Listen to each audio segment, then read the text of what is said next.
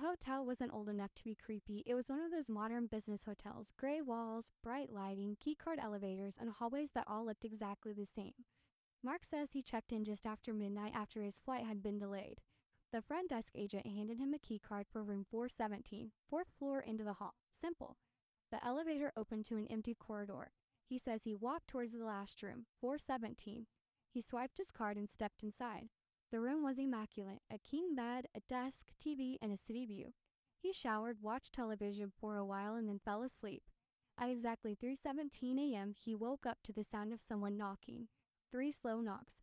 Half asleep, he looked through the peephole. Nobody. The hallway was empty. He shrugged it off and went back to bed.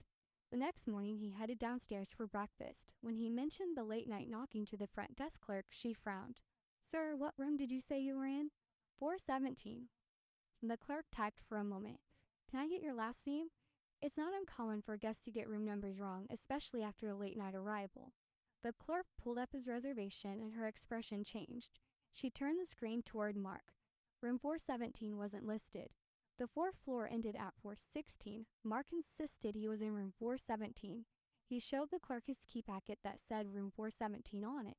She called the manager. A few minutes later, the manager escorted him to the elevator. The fourth floor looked exactly as he remembered, until they reached the end of the hallway. Room 416 sat where his room should have been. There was no 417, no exit doorway, no sign of construction, nothing. Mark felt his stomach drop.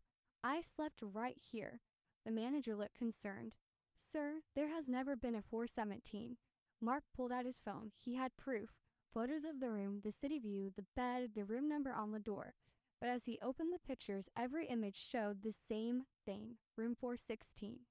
The manager went pale, because the room in the photos wasn't 416. The furniture was wrong, the wallpaper was wrong, and hanging above the bed was a large antique mirror. The hotel had removed every mirror from guest rooms years ago after a renovation. Neither of them noticed the figure standing in the reflection until later. A man in a hotel uniform, watching the camera, smiling. The hotel had never employed anyone matching his description, and when security checked the archives, they discovered something even stranger. There had been a room 417 once. It disappeared during a remodel in 1998 after a guest vanished without checking out. No luggage, no body, no explanation.